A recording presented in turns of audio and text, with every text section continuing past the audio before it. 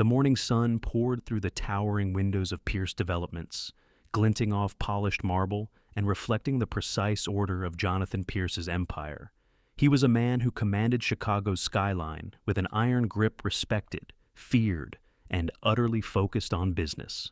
Yet one quiet woman had existed in his world for years, unnoticed, overlooked, blending into the background, Emily Carter, his secretary, a devoted mother, and a woman whose brilliance was invisible to everyone, until now. What happens when the person you've dismissed as just another part of your routine suddenly steps into your world and turns it upside down? Can recognition, admiration, and even love emerge between two people separated by power, social expectation, and years of invisibility, and what sacrifices must be faced when life, responsibility, and the heart collide in unexpected ways? This is a story of transformation, courage, and discovering that true value often lies hidden in plain sight. It's about a woman who learns she is never invisible, even when society tries to convince her otherwise, and the CEO who finally sees her for who she really is.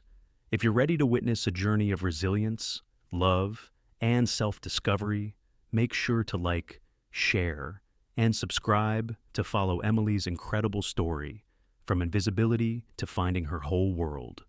The first rays of the Chicago morning slipped through the glass facade of Pierce Developments, casting long shadows across the polished granite floors. The office tower stood like a monument of ambition in the Loop, its sleek design a reflection of the man who ruled from its upper floors.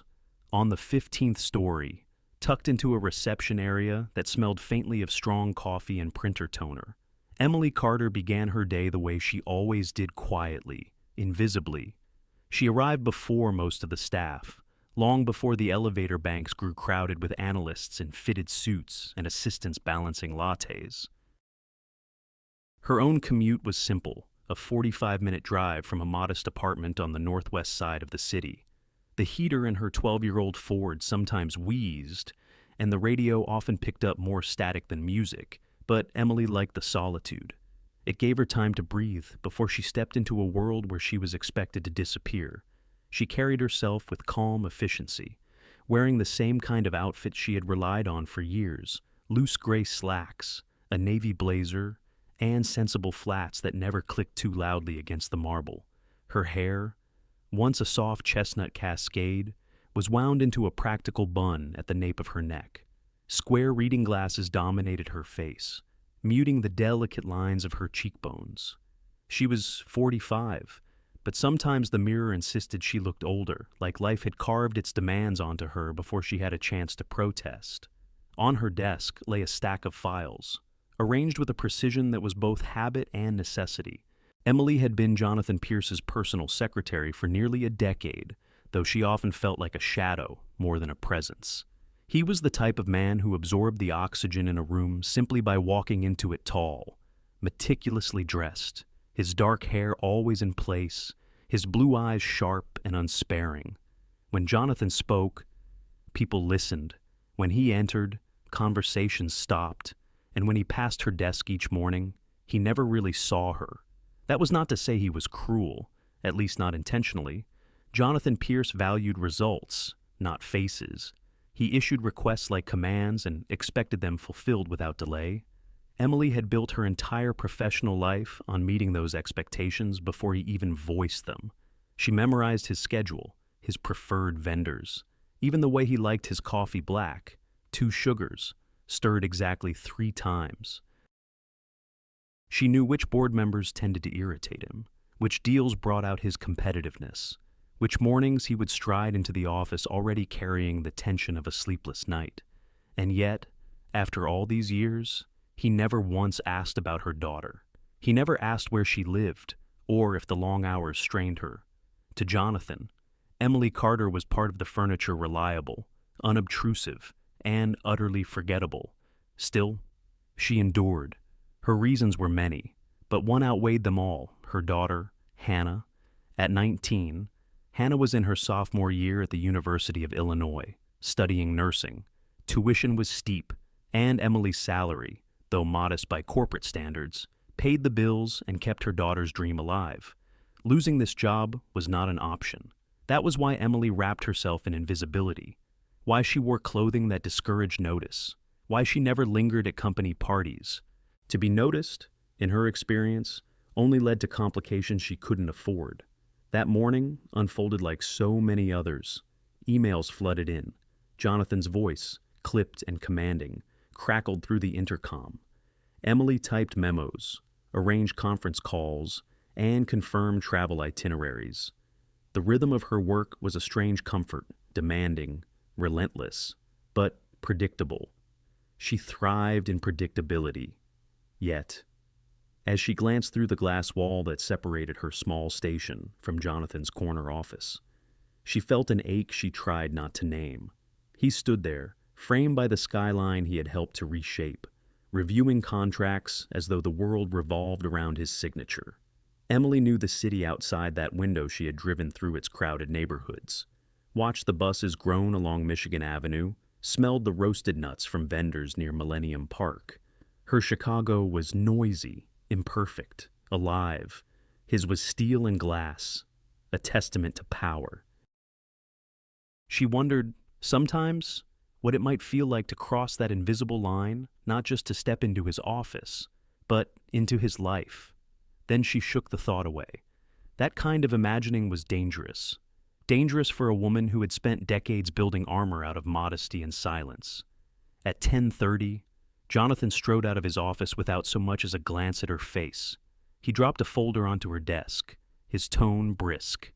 "Emily, the numbers for the Lakefront project are incomplete. I need the revisions within the hour." Her hands did not tremble, though the deadline was absurd. "Of course, Mr. Pierce. I'll coordinate with accounting immediately." "Good." He was already walking back, his phone pressed to his ear. Emily exhaled softly, her eyes following him for a moment.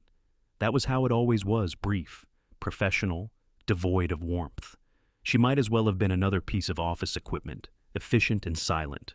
The rest of the day blurred into meetings, calls, and endless spreadsheets.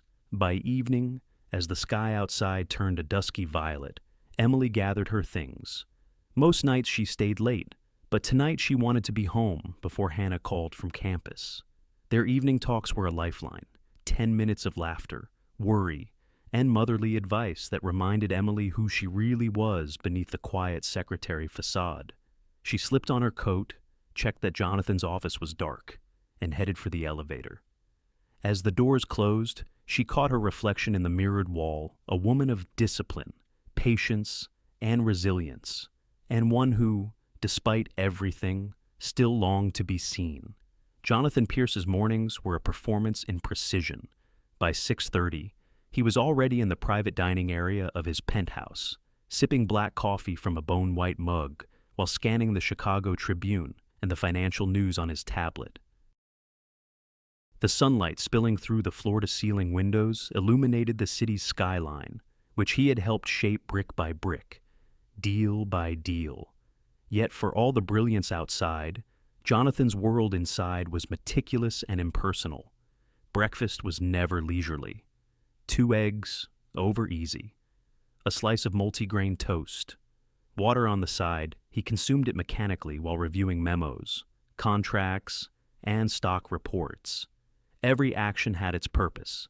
Every movement was a measure of efficiency.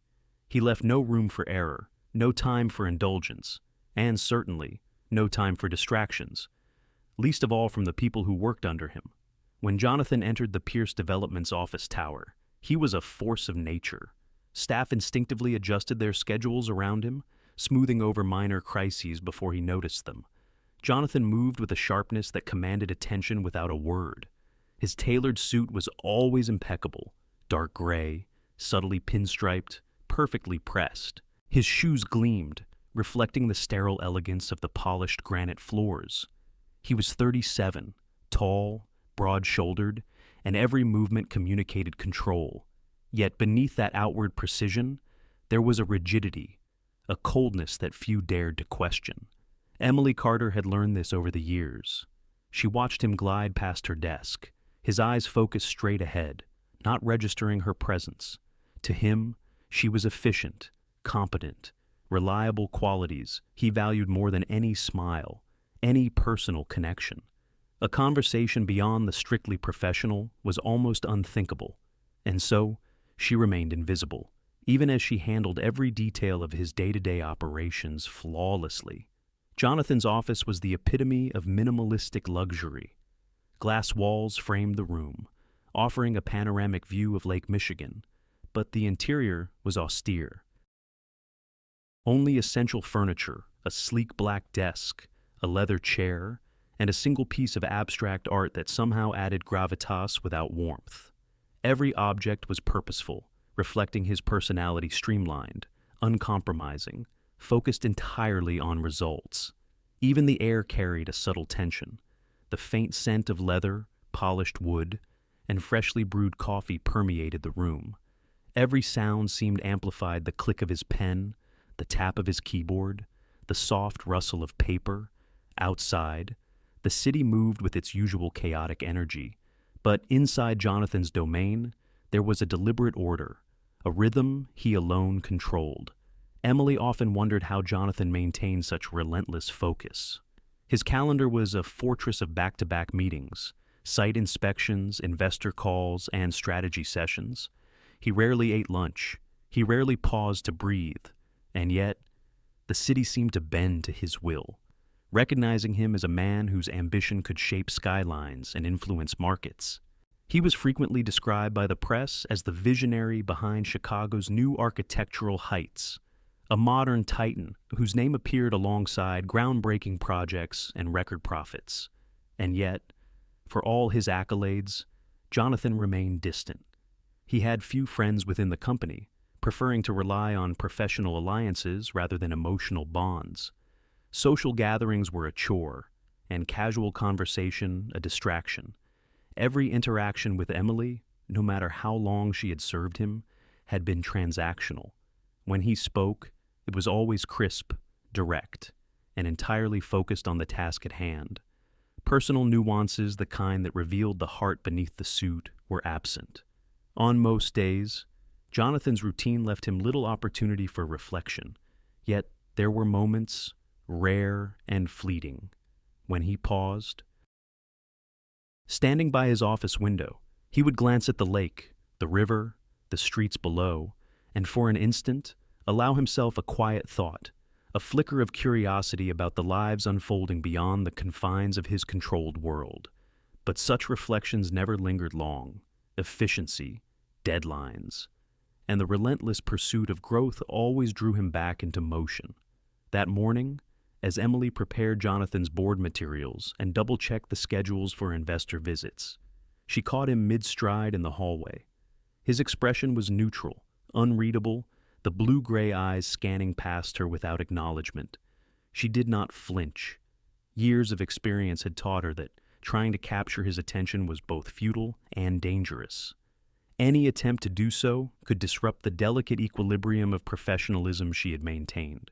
She watched as he paused briefly at the elevator bank, tapping his fingers against a slim leather notebook. Then, in a smooth, almost imperceptible motion, he stepped inside, the doors sliding shut before she had a chance to breathe. It was the usual rhythm of their interactions, her presence noted only in function, her existence otherwise irrelevant. Jonathan's assistant, a younger man named Kyle, scurried to keep pace with the constant flow of tasks. Emily coordinated silently behind the scenes, anticipating needs, managing requests, and smoothing over any obstacles before they reached Jonathan's desk. And yet, no word of thanks ever came, no acknowledgement. She was the invisible hand, the unseen force keeping his empire running smoothly. Even the staff noticed the distance. In the rare moments when Jonathan addressed anyone personally, it was always in terms of expectations or outcomes. Compliments were almost non-existent. Recognition was reserved for results, not for the effort or character of the people who delivered them. Emily often wondered what it must be like to be him, to bear the weight of such authority and responsibility, to make decisions that affected hundreds, even thousands of people. And yet, she understood another truth: that power, when wielded without empathy, created a loneliness so profound it was almost invisible. Perhaps that explained Jonathan Pierce, a man admired by millions, yet solitary, insulated, and unknowingly distant from those who served him best. She packed her documents, straightened her chair, and glanced one last time toward his office. Jonathan was already immersed in a conference call, his tone brisk, his attention absolute. Emily allowed herself a quiet sigh, the subtle acknowledgement that she existed only in his periphery, and then she returned to her tasks, the invisible secretary once more navigating a world of precise order and silent devotion. The day began with the kind of urgency that could unsettle even Jonathan Pierce's disciplined composure. His assistant, Kyle, appeared at precisely 8 o'clock with a terse message his date for the Chicago Art Institute Charity Gala had canceled. Jonathan skimmed the note, his fingers tightening slightly around the fine leather of his briefcase. Normally, he would have shrugged off such distractions, but tonight was different. The gala was one of the city's most prestigious social events, attended by business leaders, philanthropists, politicians, and, occasionally, the curious eyes of the press. Attendance wasn't optional, it was a statement. The event sent messages about alliances, influence, and control. Jonathan could not appear empty-handed, not without risking speculation, rumors, or, worse, investor doubt. He paused in his office, looking out at the skyline he had spent years shaping. The lake shimmered in the late afternoon sun, and the streets hummed with life below. For a brief moment, he imagined the empty space beside him at the gala, the curious whispers that would follow. His jaw tightened. He had considered a few alternatives. Perhaps a colleague could step in. Perhaps a client's spouse might be available. But each option failed under scrutiny. Too busy, too self-interested, too public. The solutions that required no personal compromise were no solutions at all. Jonathan's gaze finally rested on Emily Carter, the woman who had been his secretary, confidant in logistics, and quiet observer of his empire for nearly a decade.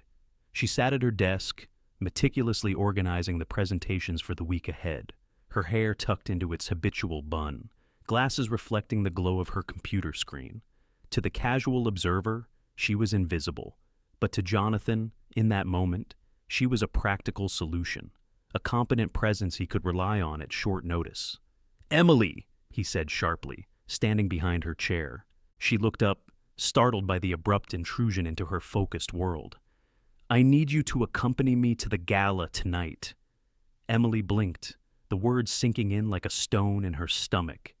"Excuse me," she asked, her voice steady despite the sudden shock. "The gala," Jonathan repeated, his tone leaving no room for debate. "You'll be my date. There is no alternative." Her mind raced. This was unprecedented. For years, she had managed every facet of his professional life without ever stepping into his personal orbit. And now, he was asking her to cross a line she had never imagined. She opened her mouth to refuse. "Mr. Pierce, I can't. I don't have appropriate attire." Jonathan's gaze was relentless, calm, but immovable. "Time is limited. Everyone else is committed. You will attend." Emily felt a surge of panic. Her modest salary did not allow for extravagant dresses, nor had she ever navigated a social scene filled with Chicago's elite. She could imagine the whispers already, the secretary at the head table, with the city's most prominent CEO. The thought was terrifying. Yet refusing was not truly an option. Declining would be more than awkward, it could jeopardize her job, her daughter's tuition, and her carefully constructed life of quiet competence. I don't know how to behave in that setting," she admitted, her voice barely audible. "I wouldn't fit in. People like me, ordinary people, don't belong there." Jonathan did not flinch. He simply nodded once, as if acknowledging the statement but finding it irrelevant. "You will manage? I expect you to." She stared at him, searching for a trace of levity, a hint of a joke, anything that would release her from this impossible demand. There was none. Jonathan's expression was precise, almost calculating, as though he had anticipated every objection. She felt as though she had been handed an impossible task, and yet, somehow, She knew resistance was futile. Her thoughts drifted to Hannah, her daughter, and the sacrifices she had made over the years. Could she risk disobedience? Even for a single night, every decision she made carried consequences, and this one weighed heavier than most. The gala was not merely a social event, it was a statement, a test of influence, and, perhaps, a glimpse into a world that had never been hers to enter. Emily swallowed, feeling the familiar knot of anxiety tighten in her chest. I'll need to make arrangements, she said cautiously. I don't have an evening gown. My budget. Jonathan waved his hand dismissively, as though the concern was trivial. Handle it. Consider it a business expense. Her mind reeled. Every fiber of her instinct rebelled against the idea of stepping into this unfamiliar, glittering world. And yet, every rational thought reminded her of the consequences of refusal. She would do it, whether she was ready or not. Kyle, standing nearby, cleared his throat. Emily, he means tonight. You'll be picked up at 7. Emily nodded, though her stomach churned with a mixture of fear, disbelief, and something she did not yet name anticipation, perhaps, or the faint thrill of stepping into a life that had always seemed closed to her. Jonathan returned to his office, already immersed in a call with an investor, his presence commanding yet detached. Emily exhaled, her hands trembling slightly as she straightened the stack of documents before her. She could feel her pulse racing, her mind simultaneously calculating logistics and imagining the evening to come. As she packed her bag, she allowed herself a fleeting glance out the window at the city below. Chicago sprawled beneath her, the lake glinting like silver, the streets buzzing with evening traffic, and the skyline reflecting the last hints of sunlight. For a moment, she wondered what it would feel like to be seen, not just noticed for efficiency or reliability, but truly observed as someone worthy of attention. It was a dangerous thought, one she would have to put aside. For now, she had a role to play, whether she wanted it or not. Tonight, Emily Carter would step into a world that was not hers, under the gaze of a man who had never once truly looked at her. And in that stepping, her invisible life would begin to shift. That evening, Emily Carter returned to her modest apartment in the northwest suburbs of Chicago, the hum of traffic and distant sirens mingling with the anxious rhythm of her heartbeat. The walls of her living room, painted in soft beige, seemed unusually close tonight, as though the space itself conspired to magnify her unease. She set down her tote bag, already imagining the avalanche of preparations that awaited her for the gala. She wandered into her bedroom, the familiar environment offering no comfort. In the full-length mirror, she studied herself with an intensity she had not permitted in years. Her reflection stared back a woman with a tired yet determined face, eyes slightly rimmed with stress, and hair pulled into its habitual bun. The gray blazer hung loosely around her frame, concealing the form she had long neglected. Emily's mind raced. How could she transform herself overnight into someone who could confidently walk into a room filled with Chicago's social and corporate elite? She had spent years in the shadows, meticulous and competent, yet invisible. Tonight, for the first time, she would be asked to step into the spotlight. The thought was thrilling, but it was also terrifying. Hannah, Emily murmured, almost to herself, as she sank into the edge of the bed. Her daughter, 17 at the time, she moved to Chicago, and now 19, had always been a source of grounding energy. Emily glanced at her phone, hoping for some comfort. Hannah appeared, entering the room quietly. "Mom," Hannah said gently, sitting on the edge of the bed beside her. "You look tired." "I am," Emily admitted, running a hand through her hair, "and nervous. This gala. It's a world I've never been a part of. I don't even know where to start." Hannah took her mother's hand. "Emily, you've spent years making everyone else's life look effortless, making sure the company runs smoothly, making sure I have every opportunity. Tonight, it's about you. Don't hide behind the shadows anymore. Let people see who you really are." Emily exhaled slowly, the words stirring a mixture of hope and anxiety in her chest. Could she truly embrace that? Could she step out of the invisible life she had meticulously crafted without faltering? Before Emily could respond, a soft knock sounded at the door. It was Clara Bennett, her best friend and the owner of a small boutique on the north side of the city. Clara carried several garment bags, their weight a promise of transformation. Emily, Clara exclaimed, stepping inside with a bright energy that seemed to fill the room. I heard the news. Tonight is your night. You are finally allowed to shine. Emily forced a small smile, her nerves a tangled knot. Clara, I don't know if I can. This is just a business arrangement. It's not personal. I'm not supposed to be the center of attention. Clara shook her head, her blonde curls bouncing with determination. It doesn't matter whether it's a business arrangement. This is your moment, Emily. You've hidden yourself for too long, and tonight, the world gets to see the woman I've always known, the smart, capable, beautiful woman who deserves every recognition. Clara set the bags down on the bed, unzipping the first one to reveal a midnight blue gown, its silk fabric shimmering faintly under the warm light of the bedroom lamp. Emily's eyes widened. She had never owned anything remotely glamorous. Her hands brushed the fabric, feeling its smoothness and the weight of what it represented. Try it, Clara encouraged, handing the gown to her. Trust me, this is you. You've just been too modest to notice. Emily hesitated. The thought of stepping into this unfamiliar role made her chest tighten. She thought of the elite crowd waiting at the gala, the eyes of CEOs, investors, and socialites all trained on her. Would she stumble? Would she say the wrong thing? Would she make a fool of herself in front of the one man who had never truly noticed her? Jonathan Pierce, yet beneath the anxiety. A flicker of anticipation glimmered. She had spent decades proving her competence behind the desk, quietly orchestrating success for everyone else. Tonight, perhaps, she could finally allow herself to exist in a space where her presence mattered. With Clara's help, Emily began the first stage of her transformation.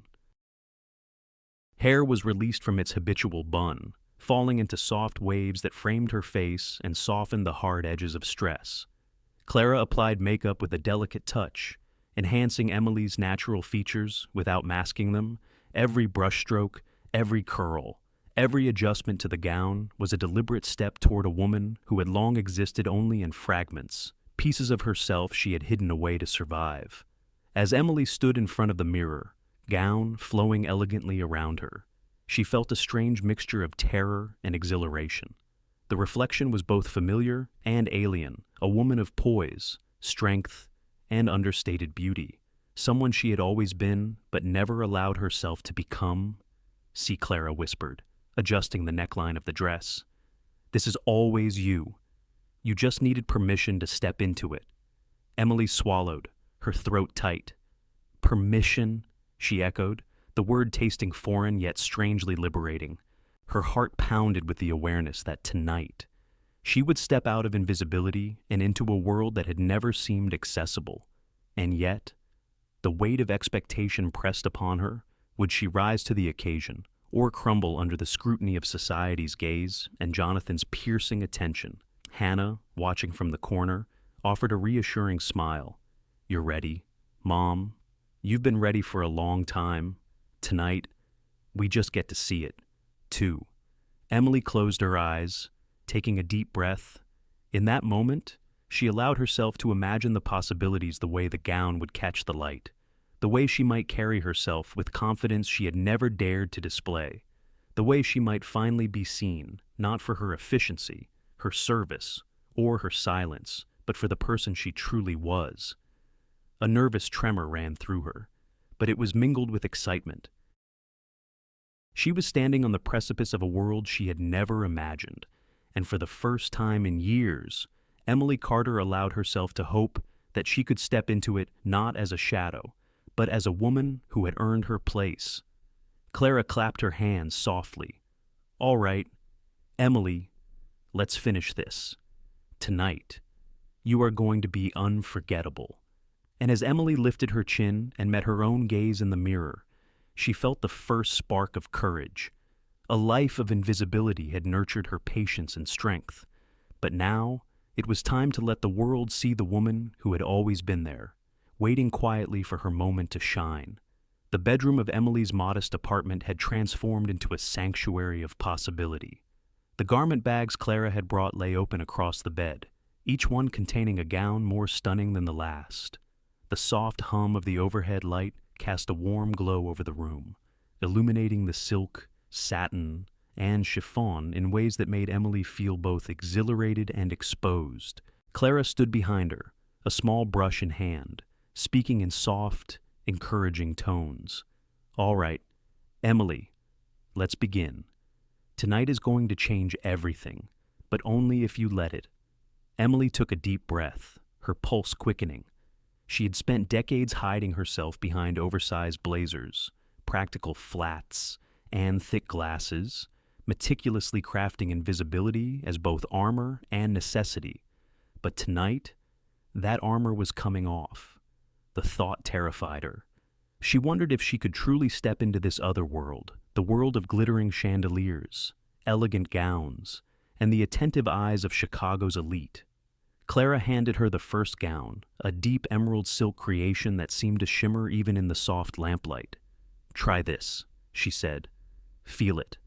Let it move with you, not against you." Emily hesitated before slipping into the dress. The fabric flowed around her, light and fluid, accentuating curves she had long ignored. It hugged her shoulders and waist in a gentle embrace, neither tight nor confining. She stared at herself in the mirror, barely recognizing the woman who had been hiding in plain sight all these years. Clara worked with careful precision, unfastening the pins that held Emily's hair in its habitual bun, and letting the chestnut waves cascade over her shoulders. The transformation was slow, deliberate, a layering of confidence over the foundations of self-doubt. When Clara replaced Emily's glasses with soft contact lenses, the change was almost surreal. Her large brown eyes, previously masked, now gleamed with an expressive warmth that seemed to reach beyond the mirror. Emily's hands trembled slightly as she touched her face, noticing the subtle contours and delicate features that had always been there, just hidden. Makeup enhanced, but did not mask, highlighting her cheekbones, her full lips, and the intelligent glow in her eyes. She felt exposed in a way she had never felt before, not physically, but emotionally. This was the first time in decades she allowed herself to truly see herself, to acknowledge that the woman staring back at her deserved to exist in a world that had long overlooked her. "This was always you," Clara said softly, her voice both reverent and firm. "You just stopped believing it." Emily's breath caught. The statement carried a weight she could not immediately measure. For so long, she had believed that invisibility was her only protection. It had been her armor against the judgment of others, a buffer between her aspirations and the harsh realities of life. Yet here she was, uncloaked in every sense, and the reflection in the mirror whispered a truth she had suppressed. She was capable of being seen, admired, and acknowledged not as a secretary, not as a shadow, but as herself. Clara stepped back, inspecting her work. "One more adjustment," she said, straightening the gown at the hemline and smoothing the folds of the fabric. "Stand tall, shoulders back, chin up. Own this. Emily, you're walking into a room tonight, not as someone else's support, but as a woman who deserves to be noticed." Emily felt a strange thrill, an unfamiliar combination of vulnerability and power. The gown, the makeup, the hair. They were all tools, yes, but the essence of the transformation was inside her.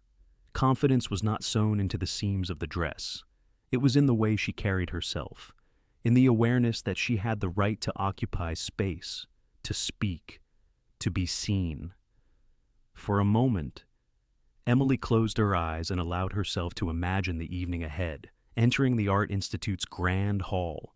The soft murmur of conversation, pausing as heads turned, the delicate sparkle of chandeliers reflecting off the polished marble floors.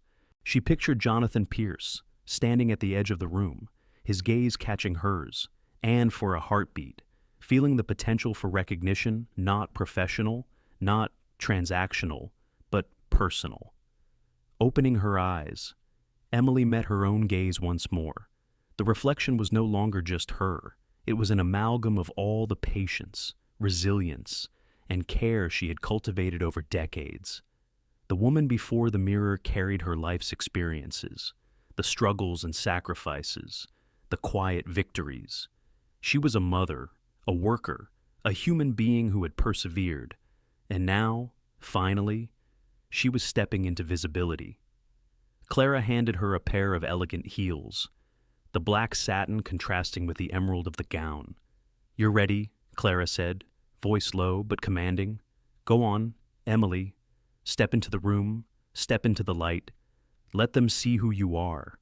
Emily took a deep, deliberate breath, her chest rising with a mixture of fear and exhilaration.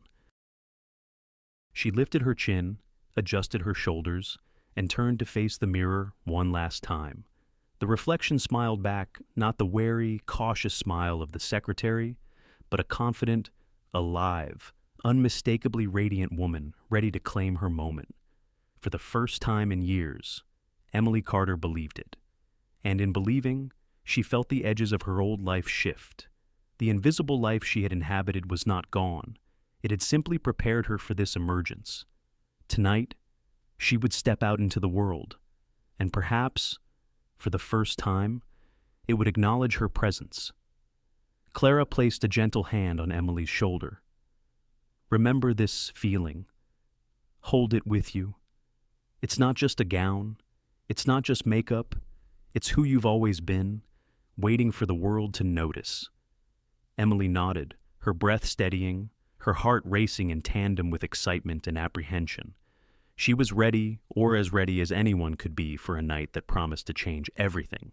The limousine glided through the streets of Chicago, the city lights reflecting off the sleek black exterior like scattered stars. Emily Carter sat in the back, hands clasped tightly over her evening clutch, her pulse quickening with each passing block. The familiar hum of the engine and the quiet elegance of the interior offered little comfort. The anticipation of the evening pressed heavily on her chest. She had rehearsed every possible scenario in her mind during the drive, greeting Jonathan Pierce, exchanging polite conversation with the city's elite, avoiding any misstep that would expose her insecurities. Yet no amount of preparation could steady the whirlwind of emotions inside her. This night was uncharted territory, a collision of past invisibility and the dazzling presence she now carried. When the limousine doors opened at the Chicago Art Institute, Emily stepped out, the soft velvet of her gown brushing against the polished pavement. Photographers' flashes punctuated the twilight, and the chatter of high society swirled around her like a tide. Emily lifted her chin, feeling the weight of every eye in the vicinity, aware that she was no longer just a secretary in the background. She was a participant, a presence to be acknowledged. Jonathan Pierce was already waiting near the grand entrance. His posture was impeccable, the tailored tuxedo emphasizing his broad shoulders and commanding presence. For a moment, Emily thought he might not recognize her, but then he looked up, and the sharp blue-gray eyes met hers. Jonathan froze, an expression of genuine astonishment crossing his usually impassive face. The woman he had walked past countless times, barely noticing her existence, now stood before him in a flowing midnight blue gown, her hair cascading over her shoulders, eyes sparkling with confidence and intelligence. His phone slipped from his fingers, forgotten, as he tried to process the transformation before him. "Emily," he said, voice catching ever so slightly. Emily offered a tentative smile. "Good evening, Mr. Pierce," she replied, her voice steady despite the rapid beating of her heart. Jonathan's usual composure wavered as he extended his arm. "You look extraordinary," he added, the words simple but heavy with unspoken meaning. Emily's chest warmed at the compliment, a sensation she had rarely, if ever, felt in his presence. Together, they entered the grand hall. The Art Institute's gala was resplendent with crystal chandeliers, polished marble floors, and the quiet hum of conversations among Chicago's upper echelon. Tables were adorned with elegant floral arrangements, and the subtle notes of a string quartet floated through the space, punctuating laughter and chatter. Emily felt the room's atmosphere keenly, sensing the subtle shifts in attention as she and Jonathan moved through the crowd. Heads turned, conversations paused, and eyes lingered. For the first time, she realized the power of presence. Jonathan led her with a grace that suggested both confidence and protectiveness. Emily followed, her posture straight, her nerves tempered by the empowerment she felt from Clara's makeover and her own quiet resolve. She engaged in conversation with ease, speaking knowledgeably about the arts, her tone articulate and warm. A curator approached to discuss the gallery's upcoming exhibit, and Emily's insightful questions drew admiration, not just polite nods. At one point, she found herself speaking with a philanthropist about a community development initiative. Emily shared ideas she had long nurtured quietly, discussing ways to integrate public art and sustainable urban planning to benefit underprivileged neighborhoods. Her words resonated with the crowd, and Jonathan watched in silent awe, seeing dimensions of Emily he had never imagined existed. The music shifted to a waltz, and Jonathan extended his hand. Emily hesitated only briefly before taking it, allowing him to guide her across the polished floor. Their steps were fluid, synchronized in a way that felt both natural and intimate. Jonathan's eyes, previously so analytical and distant, softened as he observed her, really observed her for the first time. "You move with remarkable grace," he murmured, guiding her smoothly around the floor. Emily's lips curved in a small smile. "My mother insisted I take dance lessons when I was younger," she admitted, her voice carrying a quiet pride. "She always said a lady should know how to carry herself with dignity and confidence." Jonathan's expression softened further, an unguarded moment revealing the depth of his admiration. "Your mother must be a wise woman," he said, his voice quieter now, intimate amidst the crowd's hum. Emily nodded, feeling a warmth she had never expected, a connection that transcended the usual barriers between secretary and CEO. She realized that the same hands that had organized his life for years, scheduling meetings, reviewing reports, managing crises, could now navigate this world of elegance and expectation with composure and insight. Throughout the evening, Emily engaged with Chicago's elite, discussing art acquisitions, charitable initiatives, and community programs. Her intelligence, wit, and genuine interest in others set her apart from the polished but superficial small talk that dominated the room. Jonathan observed from beside her, his admiration deepening with each moment. He had spent years focused on profit margins, contracts, and the outward success of his company.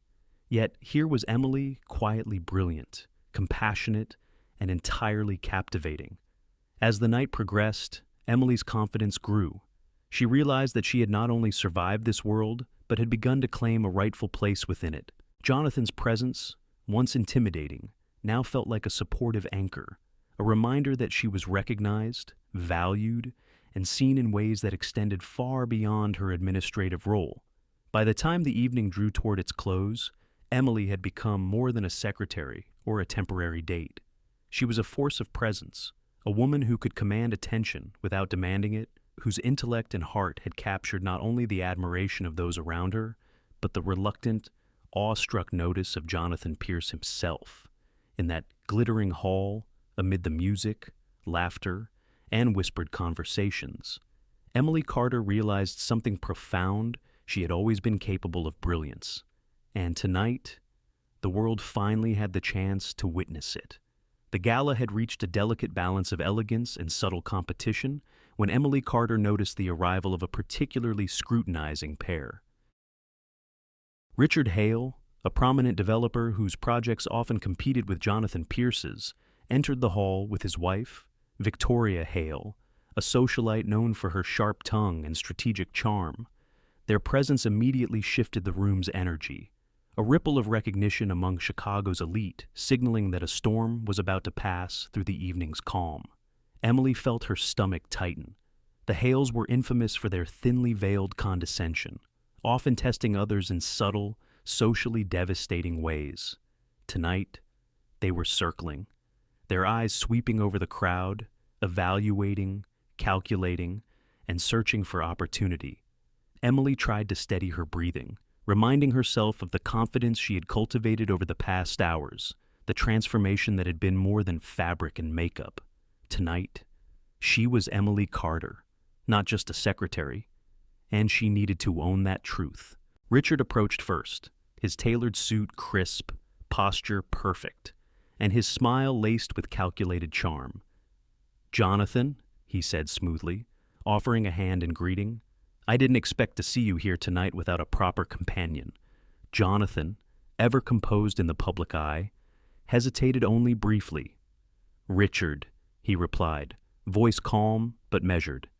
"This is Emily Carter." He gestured subtly to her, his arm hovering protectively. Victoria's eyes scanned Emily with the practiced coolness of a socialite accustomed to judging from the first impressions. "Your secretary," she asked, the words polite but dripping with disdain. How unconventional. The comment landed like a cold gust of wind. Emily felt the heat rise to her cheeks. The familiar pang of invisibility threatened to return. For decades, she had hidden behind competence and quiet service to avoid these moments, the subtle, public reminders that the world above her station seldom took women like her seriously. Tonight, she had hoped her gown, her composure, her words would speak for themselves. Yet here it was, an implicit challenge wrapped in silk and subtle scorn. Jonathan's reaction surprised her more than Victoria's words. His jaw tightened, his eyes locking onto the couple with an intensity that Emily had rarely witnessed. "Emily is more accomplished and insightful than most people in this room," he said, his tone cool but firm, carrying a weight that brooked no argument. "I consider myself fortunate to have her company tonight." Emily's chest swelled, a mixture of relief, pride, and sudden disbelief. She had never heard him speak like this, not to her, not in public, not ever. The world had often treated her invisibility as a given, yet Jonathan's words shattered the usual hierarchy in a way that left her simultaneously buoyed and terrified. Richard raised an eyebrow, lips twitching in a faint, incredulous smile. "Remarkable," he said, a note of sarcasm threaded through the syllables. "Most of us bring someone with social standing. Jonathan, a secretary is quite unconventional." Jonathan's gaze remained steady, unwavering. Emily's insights and intelligence are unmatched. Her presence here tonight is not a compromise. It is an asset. For Emily, the moment was surreal. She felt a warmth of recognition bloom within her, a rare acknowledgement from a man whose world had always seemed entirely out of reach. Yet beneath the pride, anxiety gnawed at her. Was this admiration temporary? Was this recognition tied to the novelty of the evening, the allure of her transformation? When the gala lights dimmed and the music faded, would she return to her role as the invisible assistant, dismissed once again from any world beyond her desk? Victoria's eyes narrowed slightly, her poised exterior giving way to the smallest flicker of irritation. "Well, if that is your choice, Jonathan, I suppose it's your prerogative." Her tone was civil, but contained the unmistakable sting of a challenge, the subtle assertion that she did not fully accept Emily as an equal in this environment. Emily's grip tightened on her clutch, her knuckles whitening. Her heart raced not from fear alone, but from the confrontation, the undeniable tension between old hierarchies and the new presence she was beginning to assert. She understood that this was more than social posturing. It was a test of her ability to occupy space she had long denied herself permission to enter. Jonathan stepped slightly closer, an almost imperceptible shield between Emily and the Hales. "If you wish to measure worth by titles or public perception, that is your choice," he said, voice steady, deliberate, yet carrying an edge that cut through the pretense. "Emily's value is evident, and it is my honor to stand beside her tonight." Emily felt a shiver run down her spine, not from fear, but from the unexpected intensity of his defense. The man who had always seemed distant, unapproachable, and unflinching now revealed a protective, even fierce side. She could see it reflected in the subtle tightening of his jaw, the sharpened focus in his gaze, and the quiet, commanding tone of his voice.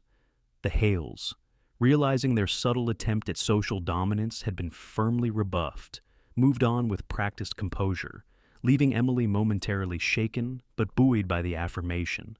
She turned to Jonathan, searching for the calm, authoritative figure who had orchestrated the night with precision. Instead, she saw something new, a man fully aware of her presence, fully engaged, and unexpectedly vulnerable in the way he protected her dignity. For Emily, the mixture of emotions was intense. Pride, excitement, and relief swirled with lingering anxiety. Was this public acknowledgement merely the glow of the gala? Would tomorrow, and the days after, restore the familiar dynamics of invisibility and deference? Could she trust the sincerity of Jonathan's words? Or would it all vanish with the fading lights of the Art Institute? She allowed herself a quiet breath, sensing the significance of the moment.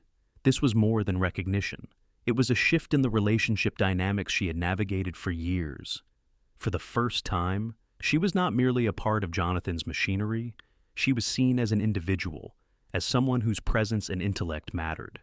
Jonathan offered a subtle, reassuring glance, as if reading her inner turmoil and offering silent affirmation. Emily's heartbeat slowed slightly, replaced by a growing courage. She realized that the world might always judge and challenge her, but she had the capacity to meet those challenges with dignity, insight, and poise. Tonight, she was not invisible. The music swelled, and the orchestra began a gentle waltz. Jonathan extended his hand, and Emily took it, feeling the firmness of his grip, the certainty in his leading steps. As they moved across the dance floor, Emily's thoughts swirled with both wonder and apprehension. The evening had begun with uncertainty, yet here she was, acknowledged, visible, and challenged in ways that promised transformation far beyond the glimmer of silk and satin. Amidst the glittering chandeliers, the soft hum of conversation, and the glittering reflections of Chicago's elite, Emily Carter understood. A profound truth visibility came not only from the gaze of others, but from the courage to accept acknowledgement and claim her own space. The gala had reached a quiet lull when Jonathan Pierce led Emily Carter toward the terrace. The doors opened onto a private space overlooking Chicago's glittering skyline, where the cool autumn air whispered past them, carrying the faint scent of the lake and city below.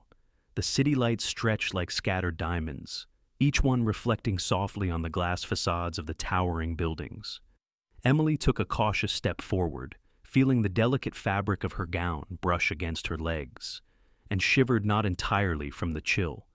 The view was breathtaking, a panorama that seemed endless, and for the first time, she felt the weight of her presence not as a secretary or assistant, but as a woman acknowledged, visible, and recognized.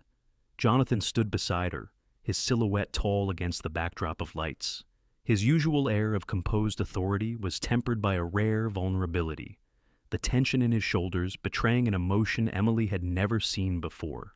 He spoke quietly, the wind carrying his words just enough for her ears alone. "Emily," he said, his tone unusually hesitant. "Tonight, it feels different." Emily's pulse quickened. Different. She wanted to believe him, to let herself feel the possibility hidden in his words. But caution anchored her heart. Years of invisibility, of being seen only for her efficiency and reliability, had taught her that appearances were often fleeting and acknowledgement could vanish as quickly as it arrived. She began, her voice soft, uncertain. She paused, unsure how to articulate the jumble of emotions swirling within her. "I don't know if I should." Jonathan turned to face her fully, his eyes searching hers, intense and earnest. The usual barrier of professionalism that had separated them was gone. For the first time, he wasn't CEO to secretary, he was simply a man standing before a woman, vulnerable, sincere, and unguarded. "You've changed everything tonight," he murmured. "Not just how you look, Emily, but how I see you. I've been blind. I've worked beside you every day for years, and I've never really noticed you." Emily's breath caught, her heart raced, a mix of exhilaration and fear. She wanted to believe him, to let herself feel the truth of his words, but part of her still hesitated. This was just one evening, a gala, a fleeting moment. How could she trust that what she felt wasn't just a temporary illusion? "I don't understand," she whispered, her gaze dropping to the terrace floor. Her hands fidgeted with the edge of her gown, twisting the fabric as if grounding herself in something tangible. It's just tonight. Isn't it? A business arrangement?" Jonathan stepped closer, reducing the space between them to mere inches.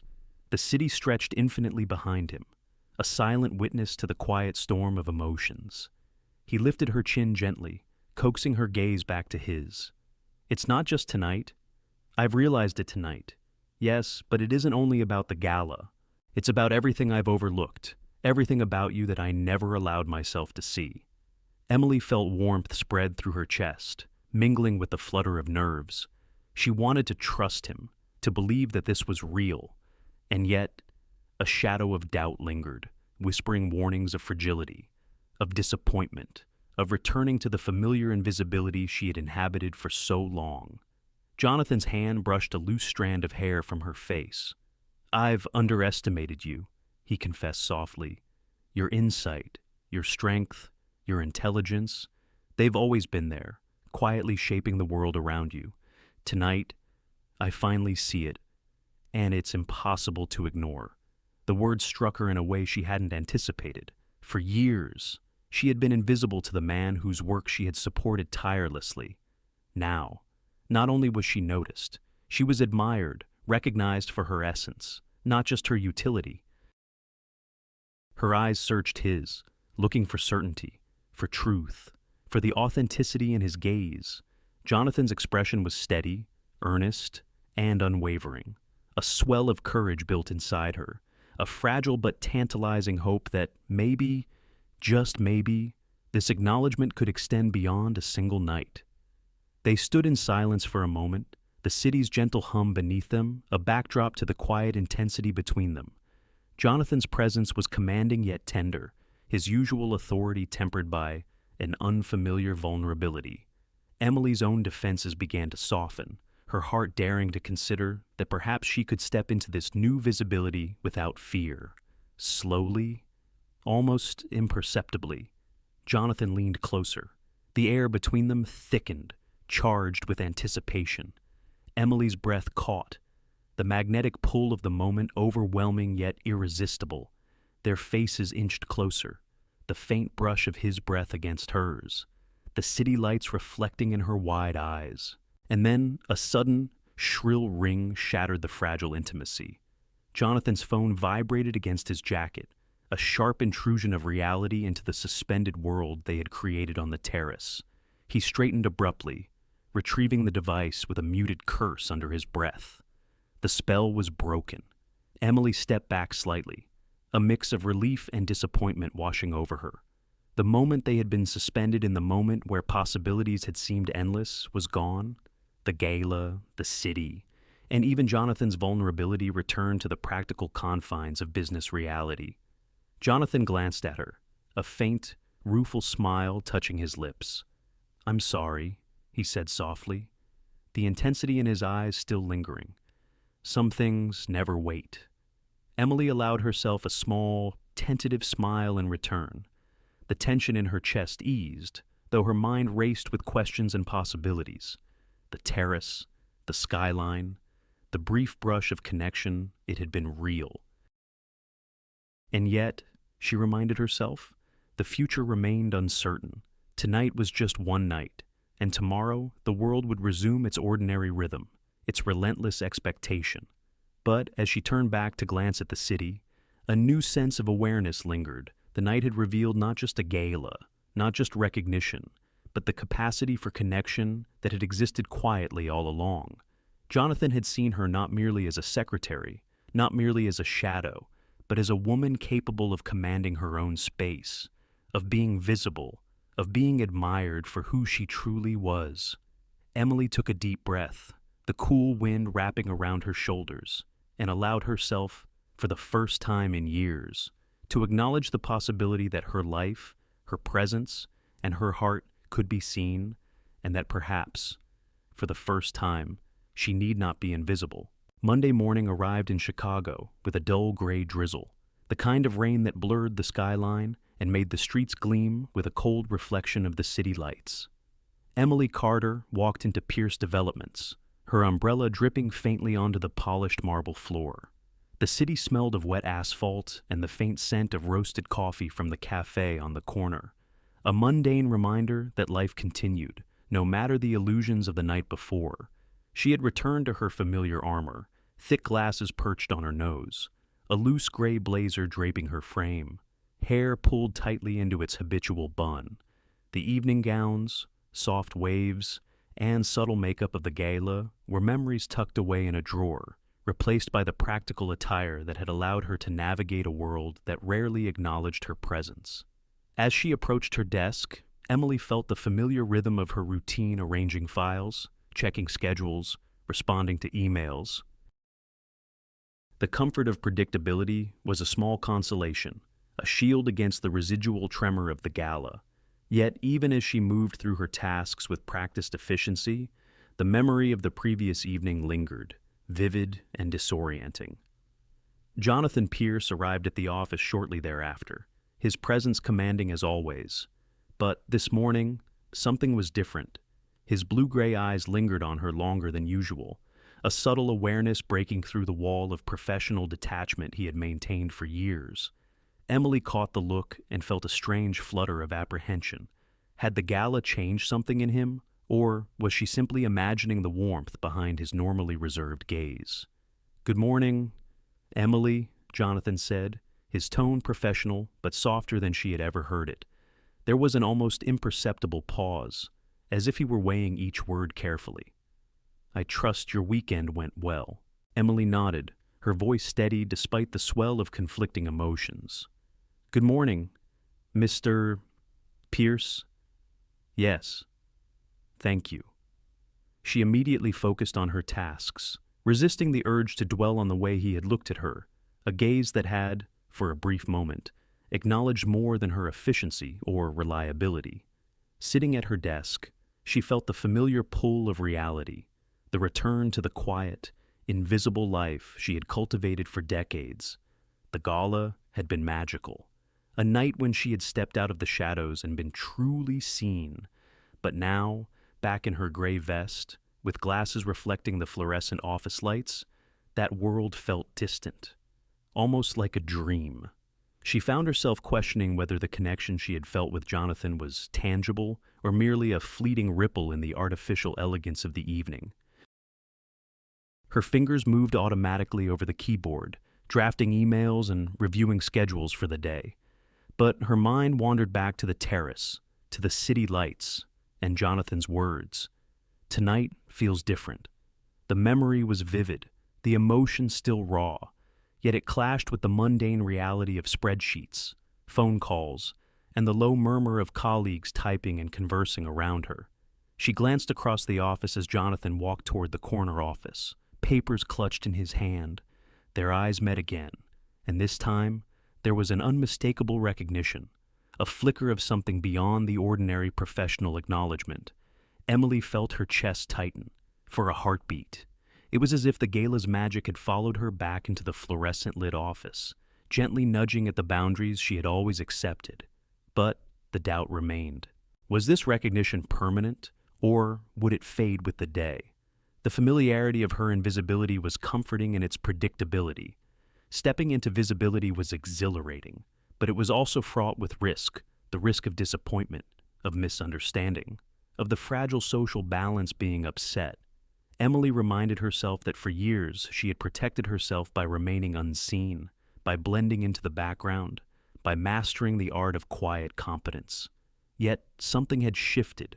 She could feel it in the subtle way Jonathan paused when he spoke to her, in the slight tilt of his head, in the uncharacteristic warmth of his tone. For the first time, he seemed to see her not just as an assistant who kept his empire in order, but as a person, a woman with depth, intelligence, and presence. Emily exhaled slowly, feeling the weight of the day pressing against her shoulders. The office was bustling with its usual energy, phones ringing, printers whirring, colleagues murmuring, but she carried a private awareness, a spark ignited by the previous night. It was fragile, yes, and tinged with uncertainty, but it was undeniably there, a recognition that she had stepped into a new realm of visibility and that her presence, her essence, was capable of being acknowledged beyond the walls of routine. Jonathan approached her desk briefly, placing a folder down with a soft, "Make sure these reports are ready for review by 10. His tone was precise, yet there was an undercurrent of something gentler, more human. Emily nodded, the words absorbed, and returned to her work. The ordinary tasks felt lighter somehow, the mundane infused with the lingering echo of a night where she had been seen, appreciated, and admired. Emily's eyes drifted to the window, where the gray Chicago sky reflected the city's resilience, a city built on ambition, determination, and perseverance. She thought of herself in that same light, resilient, capable, and, despite decades of invisibility, ready to step into the spaces she had long believed were off limits. The gala had been a fleeting glimpse of possibility, but the lessons it carried, the acknowledgement of her worth, the validation of her presence were hers to keep. And as she settled into her work, Emily felt a quiet resolve forming in her chest. She would navigate the familiar world of deadlines, reports, and corporate expectation, but she would do so with the awareness that she was no longer merely a shadow. The magic of the night had shifted something within her, and even if the office lights and routine threatened to dull it, she carried the knowledge of her own value, her brilliance, her insight, her capacity to be seen. For Emily Carter, Monday morning was back to reality, but the reality now held a promise, subtle and potent. She had glimpsed her own potential, and the world could no longer ignore it. The office was quiet by mid-morning, the soft hum of computers and distant printer whirs forming a muted soundtrack to Emily Carter's thoughts. She had spent the first hour immersed in routine organizing reports, scheduling meetings, and maintaining the semblance of normalcy. Yet the memory of the gala, the terrace, and Jonathan Pierce's words lingered in her mind like a melody that refused to fade. A gentle knock on the doorframe interrupted her concentration. Emily looked up, startled, to see Jonathan standing there, a folder in hand and an expression she had not seen before, earnest, deliberate, and unusually personal. "Emily," he began, his tone measured but insistent. "Can you come into my office for a moment? I'd like to talk about last night." Emily's stomach twisted with a mixture of anticipation and apprehension. The last thing she wanted was to overstep boundaries, yet the urgency in his eyes left little room for refusal. She gathered the remaining documents on her desk and followed him down the hall, each step measured, as if walking on a precipice between two worlds. Jonathan's office was impeccably organized, the usual minimalist decor lending the space an air of authority. He gestured toward the leather chair across from his desk. "Please, sit," he said softly. The tone was casual yet commanding, a duality that mirrored the conflict she felt within herself. Emily perched on the edge of the chair, hands folded in her lap. She tried to compose herself, to maintain the professional demeanor that had guided her life for decades. Yet the atmosphere carried a weight, an unspoken tension that made normal conversation impossible. "Emily," Jonathan began, leaning slightly forward, "I want to clarify something. Last night, it wasn't just a gala, wasn't just a business arrangement. What I said and what I felt was real. I need you to understand that." Emily's throat tightened. She felt the familiar surge of conflicting emotions: pride, fear, vulnerability, and longing. "Mr. Pierce," she said carefully, choosing her words as if navigating a tightrope. "That was fantasy. This is real life.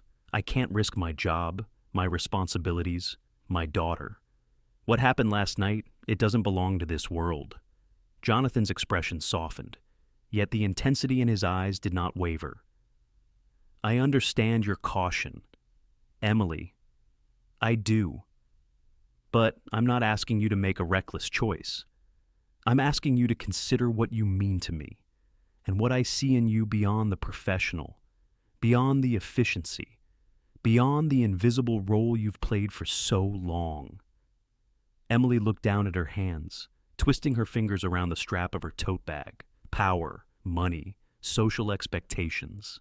The chasm between her life and Jonathan's stretched wide, and she felt its breadth acutely.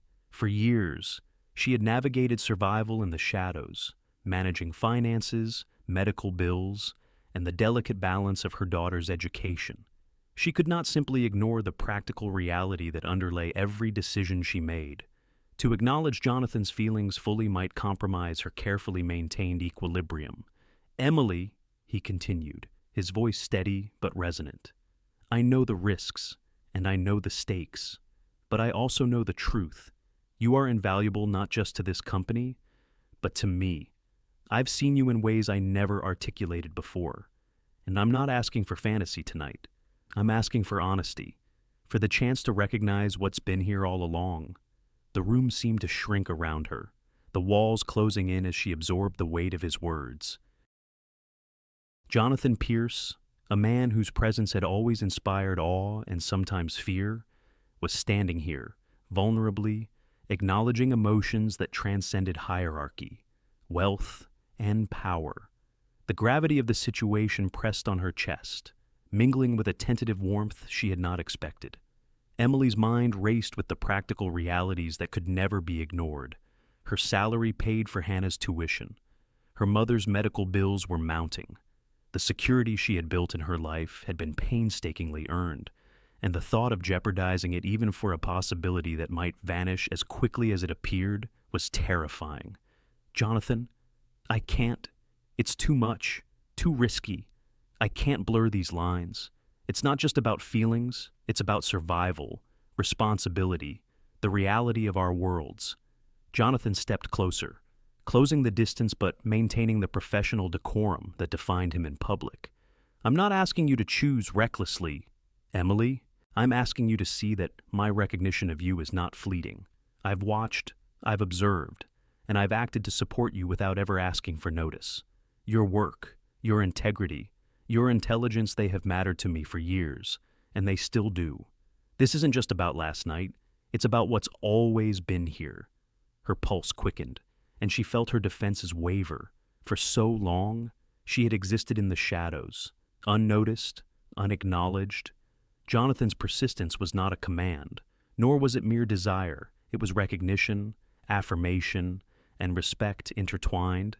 Yet Emily's inner conflict remained power dynamics, social standing, financial stakes all weighed against the fragile hope that connection could endure outside a single night of magic. Jonathan paused, the intensity in his gaze unwavering. I want you to know that your position here is secure. Emily, your choices, your responsibilities, your life, they will not be compromised because of my feelings. I'm not asking for risk. I'm asking for trust, in me and in yourself. Emily swallowed, the tension inside her stretching taut. She looked into his eyes, searching for any sign of insincerity. What she found was honesty, determination, and an unexpected vulnerability that mirrored her own internal struggle.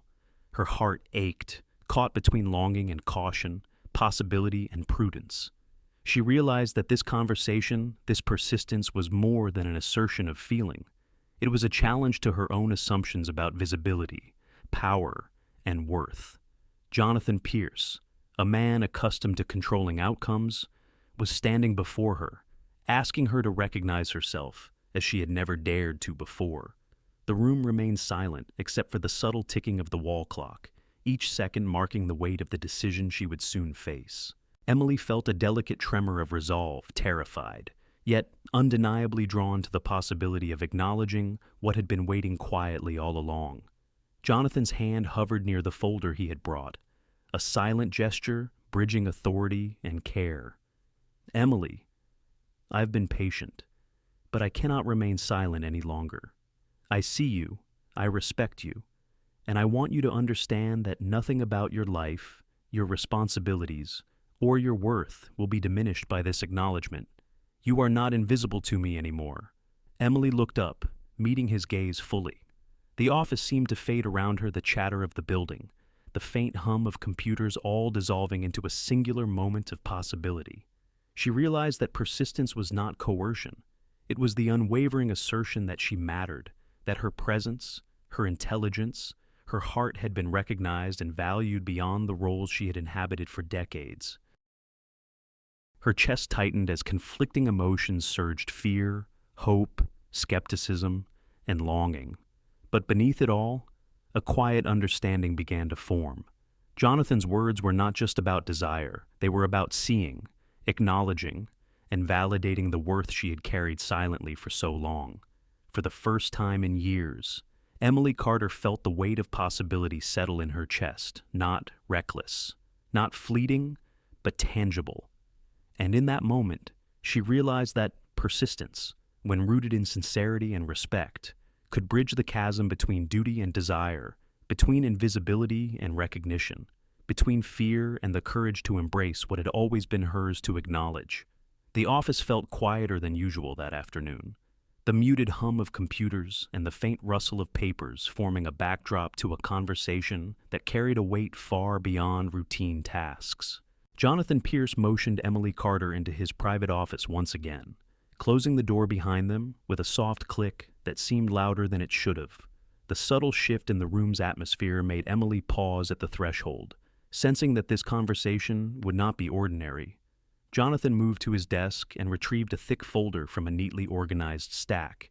He held it out to her with deliberate care. "Emily, I want you to see something," he said, his voice steady yet layered with emotion. "It's a record of your time here."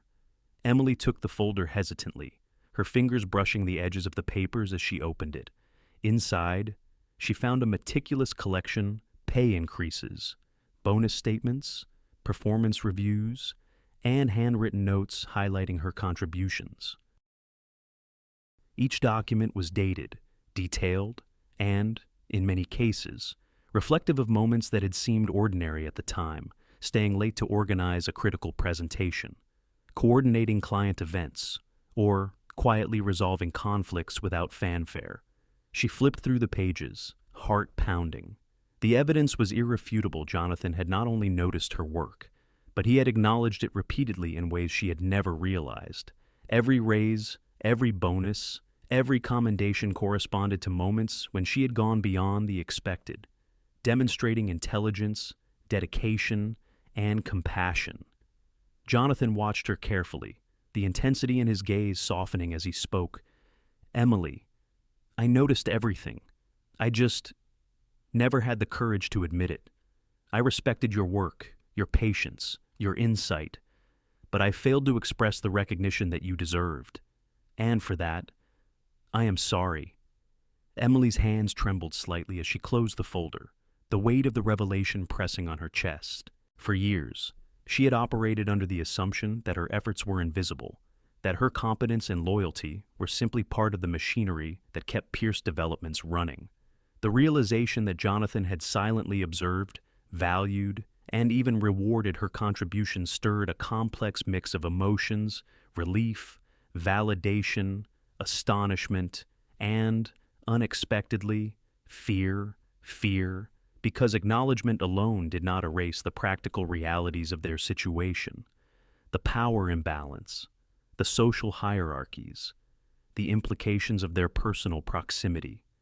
She understood, as she had always understood, that in a world where wealth and influence dominated, any connection beyond professional boundaries could be fraught with complications. Jonathan's expression softened further, sensing her hesitation. "Emily, I've watched you for years. I've seen the way you handle every detail, anticipate every need, and approach every challenge with patience and intelligence. You've been extraordinary, and I wasn't brave enough to admit the depth of my recognition." Emily felt her chest tighten, a mixture of vulnerability and disbelief. She had spent years performing in silence, believing that her worth was measured only by outcomes and efficiency, not by acknowledgement or genuine admiration.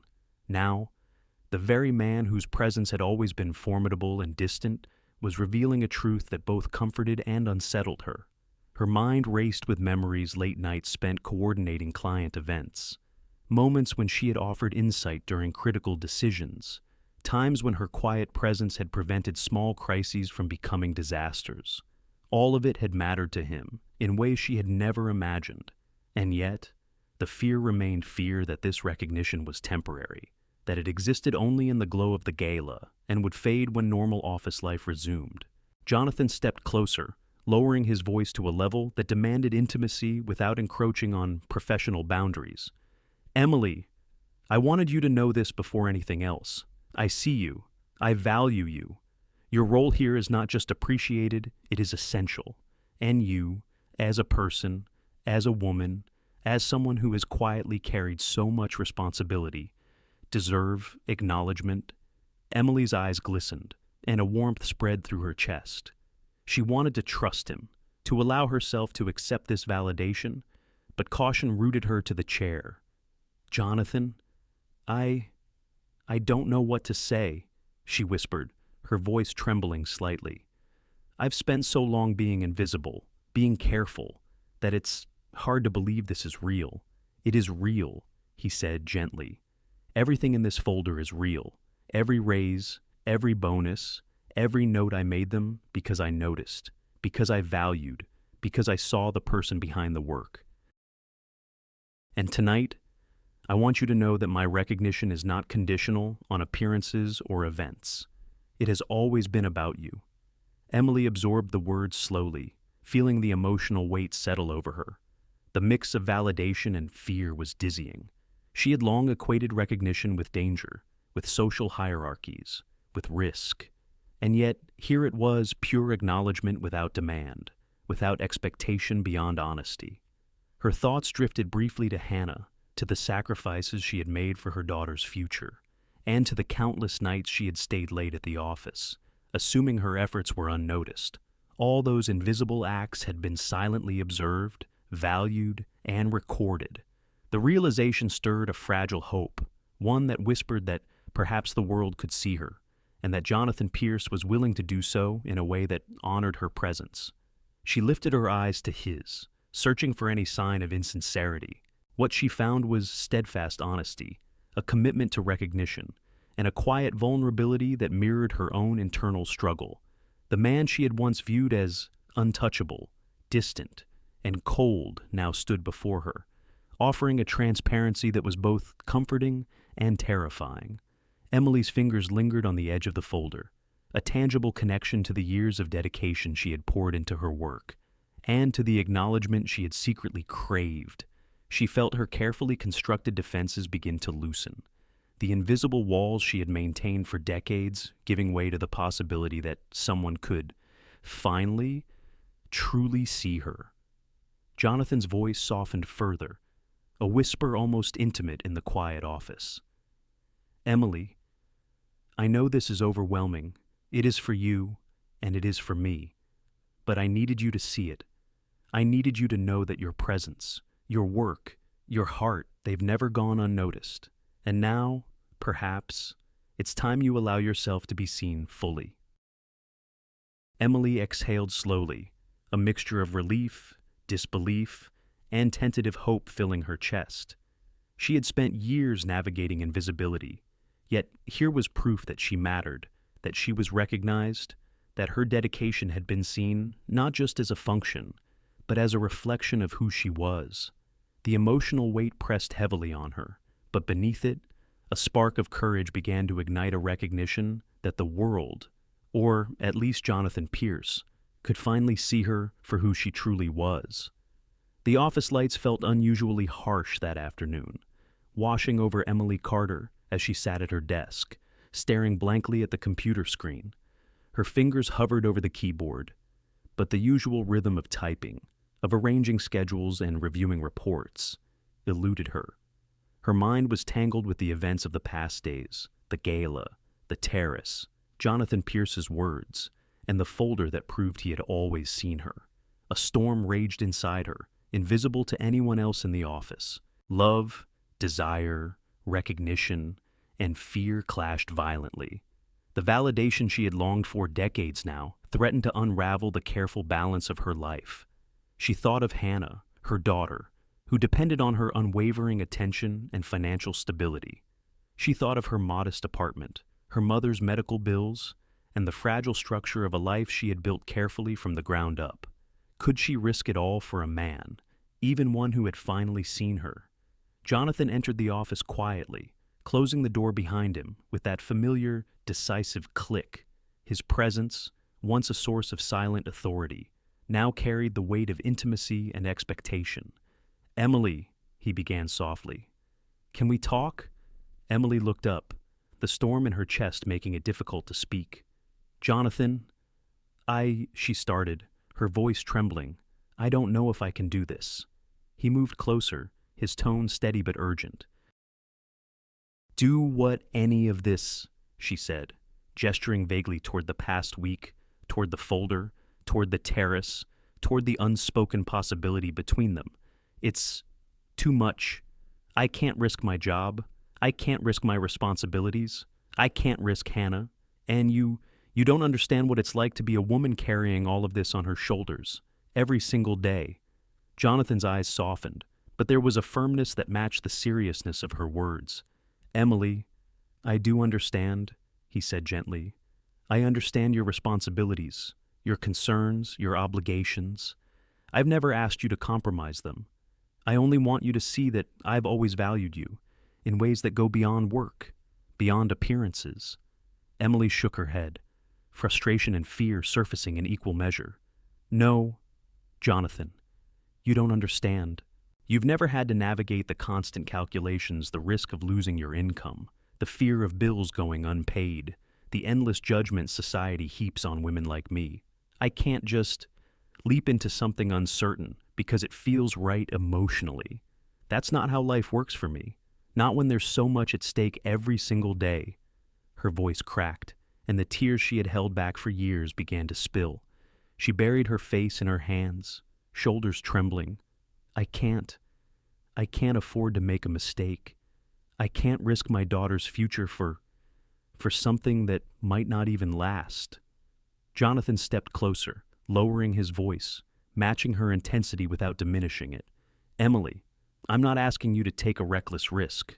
I'm asking you to trust that what I feel is real, that my recognition is genuine, and that your life, your job, your daughter, your stability is never in jeopardy because of my feelings.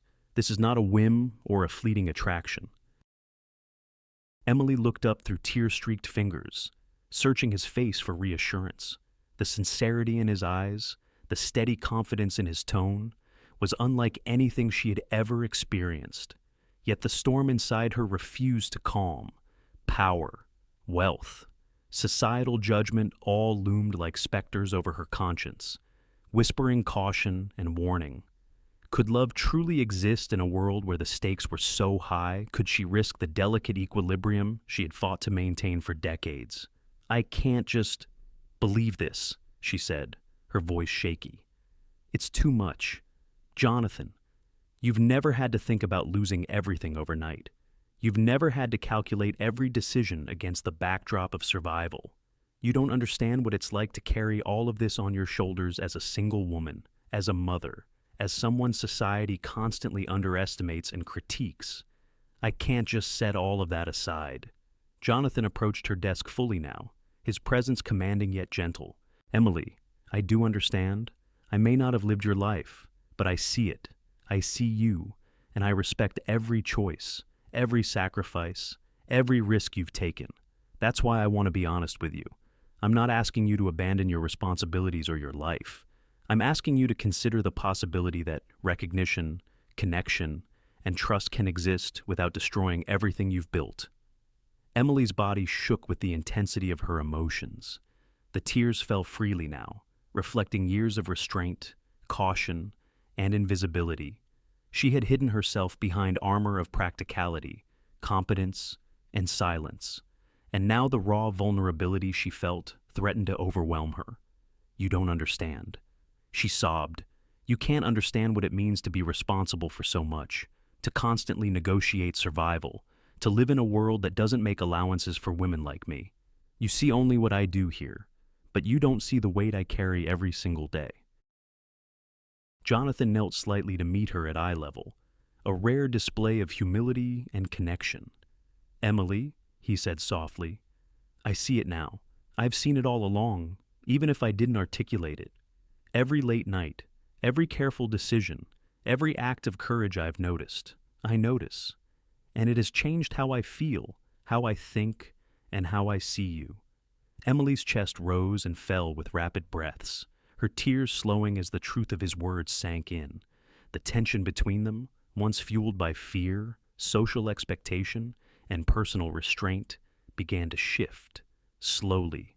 A fragile thread of trust began to weave its way through the storm, binding acknowledgement to possibility. She lifted her head, still trembling, and whispered, "But it's not that simple. Everything about my life, the responsibilities, the risks, the constant scrutiny makes this impossible to just step into. You don't understand what it takes to survive this life." Jonathan reached out, placing a steady hand over hers.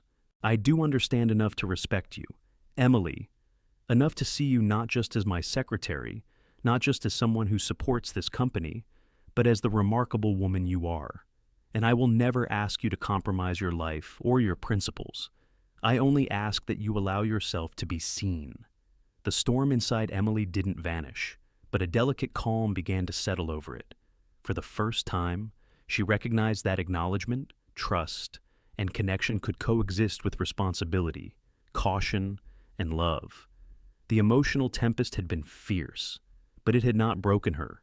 It had illuminated the possibility that she could navigate both worlds, her life of duty and her life of recognition, simultaneously. And in that fragile, trembling moment, Emily Carter realized that the storm, as violent as it was, had opened a path towards something she had long denied herself the possibility of being seen, valued, and, perhaps, loved without losing the life she had fought so hard to protect. The office felt quieter than usual, the hum of computers and distant typing forming a faint backdrop to the tension that hung between Emily Carter and Jonathan Pierce. The folder, the terrace, the gala, they had all altered something fundamental, yet the storm of emotions between them remained unresolved. Today, the quiet air between them carried weight, a fragile expectation that demanded acknowledgement. Jonathan stood by his desk, hands clasped behind his back, eyes fixed on Emily. For a long moment, neither spoke. He had wrestled with this confession for weeks, years, in truth, but tonight he knew he could no longer defer the truth. He had postponed, delayed, and excused himself countless times, convincing himself that restraint was necessary. But restraint had become impossible. "Emily," he began, his voice low, measured, yet charged with intensity. "I need to be honest with you. What I feel, it's not fleeting. It's not a momentary fascination or the excitement of a gala.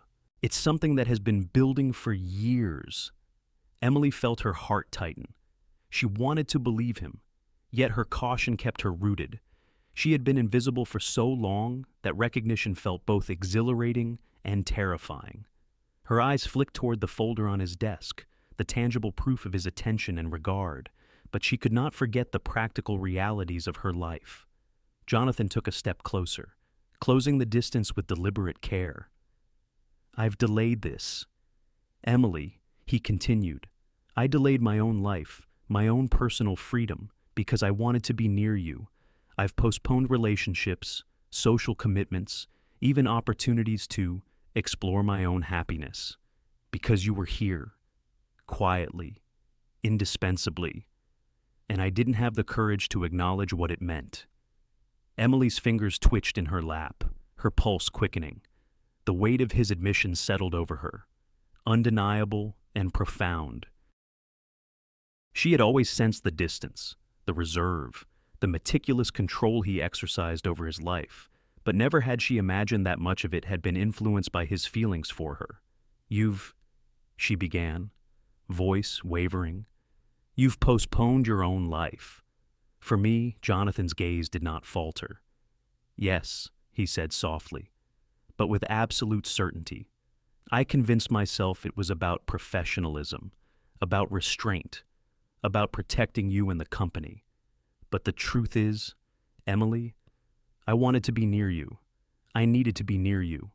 And for years, I've been blind to the courage it took for you to navigate your own responsibilities, to protect your family, to build a life with grace despite everything. Emily's chest tightened as conflicting emotions surged through her. Pride, fear, longing, and disbelief collided in a turbulent mix. She had spent decades calculating, negotiating, and safeguarding every aspect of her existence. Yet here was Jonathan, revealing a vulnerability that mirrored her own inner struggle. "You've been careful," he continued, taking another step closer, "and I've respected that. But I can no longer hide what I feel. I can no longer pretend that my admiration, my affection, my love doesn't matter. It does. It has for years." Emily's hands trembled slightly, and she lowered her gaze. The words struck her in a way she had not anticipated. She had imagined recognition, validation, perhaps even temporary acknowledgement, but this was something more profound, a sincere admission that had been building, quiet and patient, alongside her own invisible efforts. I don't know what to say," she whispered, tears welling in her eyes.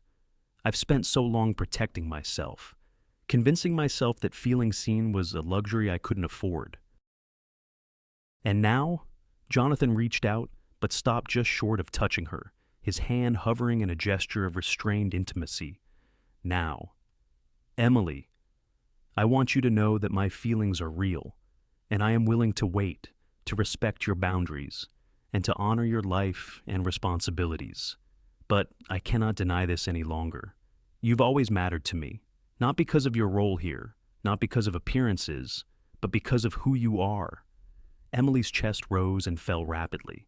The emotional intensity, the sincerity, and the years of quiet observation all converged in this moment. She had spent so long being careful, being invisible, and yet here he was, revealing a truth that she could not ignore. Her heart, long guarded, felt a stir of something she had not allowed herself to name hope. She began, struggling to find words. "I don't know if I can if I'm ready, to trust that this isn't just fleeting." Jonathan stepped slightly closer, his voice gentle but unwavering. "Emily, I've waited, I've watched, I've recognized your strength, your intelligence, your heart, every single day for years. This is not fleeting. What I feel has been patient, steady, and deliberate. I've postponed so much of my own life to ensure I could stand here and say this with honesty." Emily felt herself trembling, the walls she had built around her heart beginning to soften. She had long believed that recognition could be dangerous, that admiration from someone like Jonathan Pierce carried risk too high to entertain. Yet now, the raw authenticity of his confession was impossible to dismiss. Her voice trembled as she whispered, "You really mean that?" All this time, Jonathan nodded, eyes unwavering. "Yes, every word, every feeling. I've never acted on impulse or whim. I've acted with care, with respect, and with a deep awareness of the responsibilities that shape your life. But my feelings, they are undeniable. And I need you to know that before we go any further." Emily exhaled slowly, her chest heavy with emotion. The storm within her, the fear, the caution, the weight of responsibility began to mingle with a tentative sense of hope. She could feel herself beginning to shift. The possibility that connection and recognition could coexist with duty and prudence dawning quietly but irresistibly. For the first time in years, she allowed herself to consider that Jonathan's persistence, his patience, and his honesty were not threats to her carefully managed life, but perhaps a bridge, a path to a visibility she had never dared to imagine, and a recognition that could coexist with everything she had fought to protect. In that office, surrounded by the muted hum of normalcy, Emily Carter felt the breaking point of caution and fear begin to shift towards something more profound: trust, acknowledgement, and the fragile but powerful stirrings of love finally recognized and named. The hum of Pierce Development's office felt different that morning. There was a quiet anticipation in the air, a subtle shift that seemed to reflect the inner storm Emily Carter had been navigating for weeks. Jonathan Pierce, unusually deliberate, gestured for her to take a seat across from his desk. The folder from previous conversations lay closed beside him, but its presence lingered like an unspoken prelude to what he was about to say. "Emily," he began, his voice steady, yet imbued with a warmth she had learned to recognize over recent weeks. "I've been considering something for a long time, and I want you to hear it straight from me."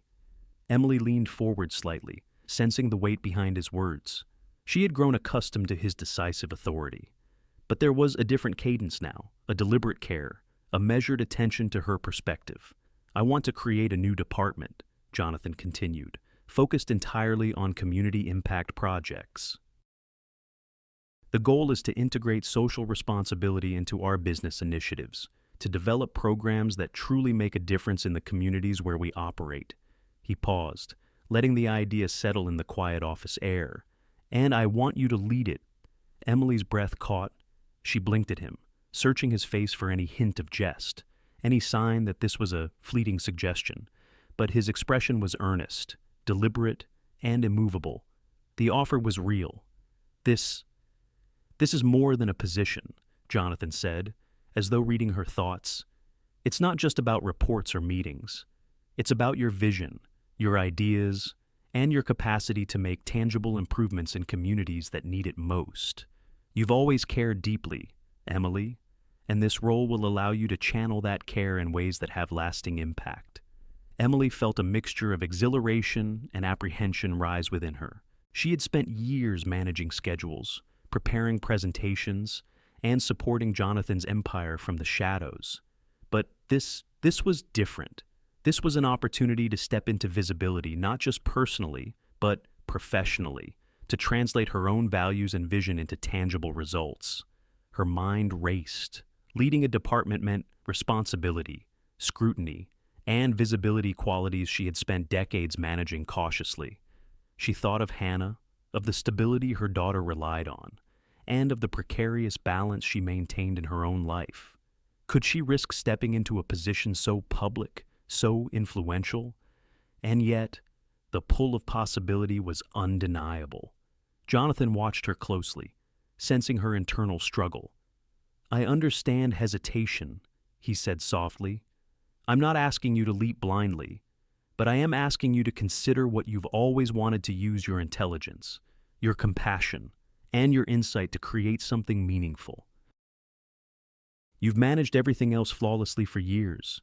This is simply a way to apply that brilliance outward." Emily exhaled slowly, her hands tightening on the edge of her chair. The offer was as much a challenge as it was an opportunity. She imagined designing programs that could improve neighborhoods, support education, and provide resources for underprivileged families. She imagined leading a team, implementing initiatives, and seeing real-world impact. And she imagined doing so with the acknowledgement and support of someone who had always believed in her, even when she had doubted herself. She began, her voice hesitant. "I've never led anything of this scale before. I don't know if I'm ready." Jonathan leaned forward slightly, his gaze steady. "Emily, you are ready. You've been preparing for this moment your entire life, even if you didn't know it. Your experience, your insight, and your compassion make you uniquely qualified, and I will support you every step of the way, professionally and personally." The words struck a chord deep within her. For so long, Emily had measured worth by invisible standards: efficiency, reliability, discretion. Now, Jonathan's offer reframed the equation. Recognition, responsibility, and purpose intertwined in a way that could finally validate not just her professional contributions, but her ideals. She looked out the office window for a moment, the Chicago skyline sprawling beneath her like a tapestry of potential and promise. For years, she had admired it from her position in the background, organizing, coordinating, and facilitating without ever stepping fully into the light. But now, the light was extending an invitation. Her mind flickered briefly to doubt the scrutiny of colleagues, the expectations of society, the fear of misstep. But then she remembered the terrace, the gala, And the moment Jonathan had truly seen her not as an assistant, but as a person of depth, insight, and integrity. And she remembered the folder, the silent acknowledgement of every effort she had made over 3 years. Finally. She looked at Jonathan, her gaze steadying, the initial tremor of fear giving way to a tentative courage. "All right," she said softly. "I'll do it. I'll lead the department. I want to try." Jonathan's face broke into a small, genuine smile, a rare and powerful moment of unguarded relief. "That's all I ask," he said quietly. "I don't expect perfection. I expect you to be yourself, to bring your insight, your integrity, and your heart to the work, and together we'll create something remarkable."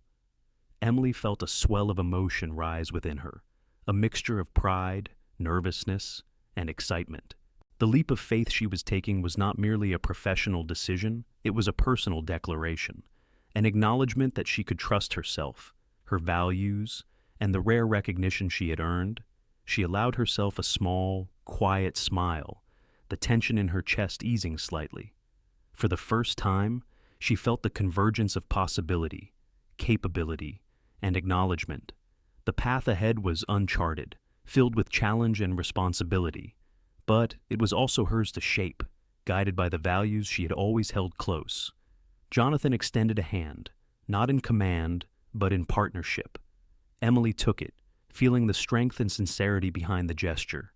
In that moment, she realized that this leap of faith was more than a career opportunity. It was a reclamation of her own visibility, her own voice, and the possibility to impact the world in ways that mattered most to her. And as she sat back, the office quiet around them, Emily Carter understood that this decision was the beginning of a journey that would transform not only her life, but the lives of countless others who would benefit from her vision, insight, and unwavering heart.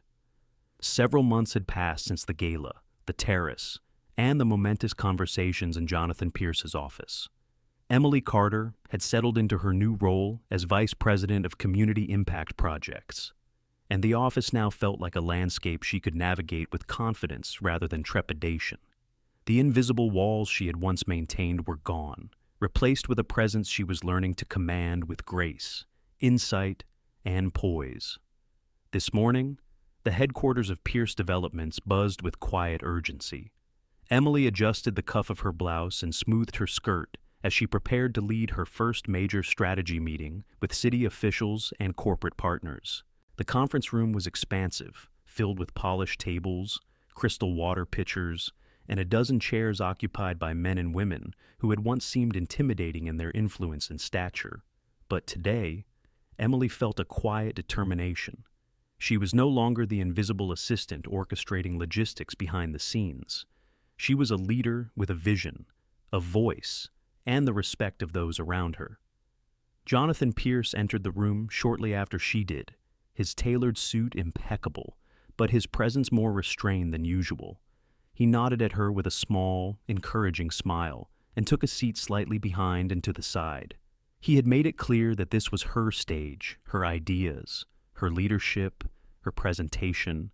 His role was to support silently, to allow her to shine independently. Emily inhaled deeply and began. "Thank you all for joining this meeting. I'd like to discuss our new community impact initiatives and how we can collaborate effectively with local organizations to create meaningful programs for Chicago's neighborhoods." Her voice was steady, clear, and confident, resonating across the room in a way that was both commanding and approachable. As she outlined the department's mission, her proposed programs, and the metrics for success, she felt the weight of months of preparation, research, and quiet dedication paying off. Questions came from officials, investors, and colleagues, each one probing, analytical, or challenging. Emily responded with poise, providing thorough insights, examples, and solutions. She saw nods of approval, scribbled notes, and thoughtful glances that confirmed her competence and growing influence. Jonathan observed quietly, admiration in his eyes, but never interjected. He let her navigate the conversation, guiding only with subtle eye contact or a supportive nod. In that restraint, Emily realized the depth of his respect, not just for her ideas, but for her as a person capable of leadership and independent authority. At one point, an official raised a concern about funding allocation. Emily addressed it with a carefully crafted plan that balanced fiscal responsibility with maximum community benefit. We propose a phased approach, beginning with pilot programs in 3 neighborhoods, each evaluated on measurable social and educational outcomes. Based on the results, we can scale responsibly, ensuring impact without compromising sustainability. The room responded positively. Questions became collaborative discussions. Critiques evolved into constructive dialogue. And Emily felt the subtle thrill of recognition, the kind that had nothing to do with appearance and everything to do with her intelligence, vision, and dedication. After the meeting concluded, applause rippled across the room, and colleagues approached her with congratulations and inquiries about next steps. Emily smiled, grateful and energized, aware that the work she had done behind the scenes for so long had now translated into visible influence and tangible results.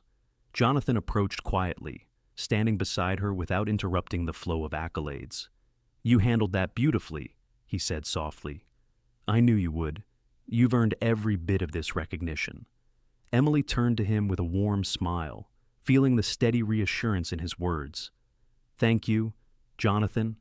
I couldn't have imagined taking on this role a few months ago, but it feels right, and I'm ready for the challenges ahead." Their interaction was subtle, understated a shared understanding that had grown from months of mutual respect, careful attention, and slowly nurtured connection. Outside the professional sphere, their relationship had begun to deepen, quiet and discreet. Lunches together, private conversations, and shared moments of insight had laid the foundation for a personal connection that neither rushed nor flaunted. Emily thought of the journey that had brought her here, the gala that had shattered invisibility, the terrace confession, the persistence and honesty Jonathan had displayed, and the leap of faith she had taken in accepting the new department leadership. Each moment had strengthened her confidence, reshaped her self-perception, and illuminated the possibilities of being recognized not just professionally, but personally. Jonathan sensed her reflection and smiled, a private acknowledgement of how far she had come. "You know," he said quietly, "I've been looking forward to this, watching you step into your own space, seeing you command it with grace." Emily felt a warmth in her chest, a blend of pride, gratitude, and something more intimate. She realized that the discreet connection they had nurtured was no longer a mere possibility. It was tangible, sustained, and grounded in mutual respect and understanding.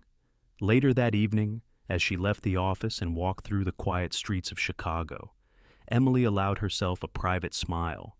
She had stepped into visibility, claimed authority, and begun to weave personal connection into a life that had once been carefully compartmentalized.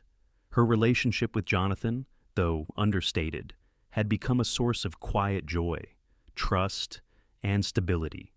A partnership built on sincerity rather than spectacle, on recognition rather than pretense. Emily Carter had crossed the threshold from invisibility to influence, from caution to courage, from silent dedication to visible impact. And as the city lights shimmered across the streets and reflecting glass towers, she understood that this was not the end, but a new beginning, one in which she could shape her work, her life, and her personal happiness with integrity, purpose, and authenticity. The city of Chicago sprawled below, its lights flickering like countless fireflies trapped in glass and steel. From the floor-to-ceiling windows of Jonathan Pierce's penthouse, the skyline stretched endlessly, the familiar shapes of towering buildings softened by the evening haze. Emily Carter stood beside Jonathan, her hands resting lightly on the back of the couch as she took in the view. The apartment, spacious yet warm with subtle decor and soft lighting, felt both like a fortress and a sanctuary. The months since the gala had passed in a blend of accomplishment, discovery, and quiet intimacy. Emily had fully embraced her role as Vice President of Community Impact Projects, leading initiatives that improved neighborhoods, provided educational opportunities, and fostered sustainability. She had stepped into visibility professionally, commanding respect and admiration. But the personal transformation was equally profound. The careful, invisible life she had once maintained had given way to one in which her presence mattered both to the world and to herself. Jonathan stood beside her, a tall, steady presence, hands casually folded behind him. He had remained supportive without overshadowing her achievements, allowing her to shine independently while offering his guidance when necessary. Their relationship, nurtured quietly and discreetly over months, had grown into a foundation of mutual respect, understanding, and deep, sincere affection. It was not flashy, not dramatic. It was grounded, sustainable, and profoundly real. Emily turned slightly, catching Jonathan's gaze. His eyes, sharp and analytical as ever, now held a softness reserved for her alone. "You've come a long way," he said quietly, almost as if speaking to himself as much as to her. "I have," Emily replied, her voice calm yet filled with warmth. "And not just in my work. I think I've found myself again." Jonathan smiled, a subtle, tender curve of his lips that conveyed more than words ever could. "I've seen that, every step of the way. You've claimed the space that was always yours. Emily, I just had the honor of witnessing it." The quiet between them was comfortable, the kind of silence that followed years of unspoken recognition, growing respect, and careful trust. Emily leaned against the railing, letting the lights of the city reflect in her eyes. She thought of everything that had brought her here, the years of invisible labor, the careful navigation of responsibilities, the quiet dedication to her daughter and family, and the courage it had taken to accept recognition, trust, and love. For decades, society had a way of rendering women like her middle-aged, accomplished, quietly resilient, invisible. Their value was often overlooked, their contributions minimized, and their presence reduced to function rather than being acknowledged as full human beings with desires, intelligence, and worth. Emily had lived that experience silently, guarding herself against disappointment while quietly building a life of responsibility and impact. Yet now, she realized that visibility and recognition were not threats, they were affirmations. She could be loved, respected, and admired without losing herself. In fact, love had helped her reclaim her identity rather than diminish it. She had discovered that the core of authentic connection was not power, status, or appearances it was seeing and being seen, understanding and being understood, valuing and being valued. Jonathan's hand found hers, a gentle, grounding touch that spoke volumes.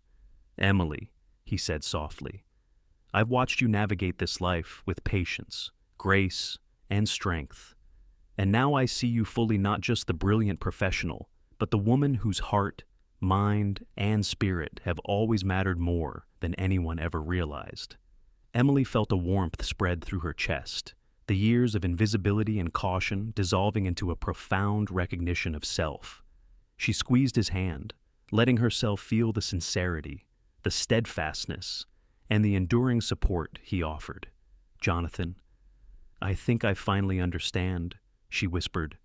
"I've spent so long hiding, protecting, and surviving, and now I see that being seen doesn't diminish me. It amplifies who I am." Jonathan's expression softened further, a mixture of pride and tenderness reflected in his gaze. "Exactly. Recognition doesn't replace your identity. It validates it. Love doesn't require you to compromise your strength. It complements it." They stood together for a long moment, hands intertwined, gazing out at the city that had shaped both of their lives in different ways. The skyline was more than architecture. It was a symbol of possibility, resilience, and human endeavor. And in that panorama, Emily saw herself reflected not as invisible, not as secondary, but as a woman who had reclaimed her voice, her presence, and her heart. Her mind wandered briefly to Hannah, to Clara, and to the countless individuals whose lives had intersected with hers, each shaping her journey in subtle but profound ways. She thought of her own courage, the leap of faith she had taken in accepting the new department, and the risks she had navigated in allowing herself to be seen, both professionally and personally. All of it had led her here to a life in which her efforts, her presence, and her love were acknowledged and cherished. Jonathan leaned slightly closer, brushing a loose strand of hair from her face. "Emily," he said quietly, "being with you has changed everything, not just for me, but for us. I've learned what it truly means to value someone not for what they do, but for who they are. And I hope you feel the same." Emily met his gaze, the city lights reflecting in her eyes. She felt tears welling, not of sadness, but of joy, recognition, and liberation. "I do," she whispered. "I've never felt more seen, more myself, and with you, I've learned that love doesn't ask me to disappear. It asks me to exist fully, unapologetically, and be celebrated for it." Jonathan smiled, cupping her face gently in his hands. "Then we are exactly where we are supposed to be," he said softly. The warmth of the apartment, the soft glow of the city below, and the connection between them created a profound sense of home. Emily realized that the greatest treasures in life were often hidden in plain sight: recognition, respect, love, and the courage to claim them. Society might have tried to render her invisible, to underestimate her, to overlook her contributions, but none of that had diminished her worth, and none of it would ever again define her. Emily rested her head against Jonathan's shoulder, feeling the quiet security of someone who had not only seen her, but valued every dimension of her life. The skyline stretched endlessly before them, a reminder of human possibility and perseverance. And in that quiet, luminous moment, she understood the ultimate truth: love, recognition, and self-worth were not fleeting. They were the foundation of a life lived fully and authentically. In that penthouse, overlooking Chicago, Emily Carter smiled. She had been invisible once, but no longer. She had reclaimed her voice, her presence, her vision, and her heart. And in the eyes of Jonathan Pierce, steadfast, sincere, and deeply connected, she saw reflected the fullness of her own worth. Love, she realized, was not about power or beauty. It was about truly seeing and valuing one another. And in that recognition, she had found her whole world. Life often teaches us that visibility and recognition are not always immediate. And sometimes, the most remarkable individuals go unnoticed for years. Emily Carter's journey reminds us that resilience, quiet dedication, and integrity carry their own profound value, even when the world seems blind to it. True worth is rarely measured by titles, appearances, or societal expectations. It is reflected in the consistent effort, compassion, and intelligence we bring into every task, every relationship, and every challenge. Jonathan Pierce's evolution highlights another lesson. The courage to truly see and appreciate others can transform not only relationships, but also one's own perspective. Recognizing the hidden strengths in those around us requires humility, patience, and attentiveness, proving that genuine connection is built on respect and understanding, not power or status. For older audiences, particularly those who may feel overlooked by society, this story emphasizes that age, experience, and quiet competence are invaluable. It encourages us to embrace our own worth, advocate for our talents, and allow ourselves to be seen and celebrated. Moreover, it illustrates that love, recognition, and fulfillment are not about external glamour, but about mutual appreciation, authenticity, and the courage to step into the light we have long avoided. Thank you so much for joining us on Emily and Jonathan's journey. We hope their story inspired you to embrace your own worth and recognize the hidden treasures in life. If you enjoyed this story, please like, share, and subscribe to our channel so you won't miss more heartwarming and inspiring tales. Your support helps us bring these stories to life and share them with more people every day.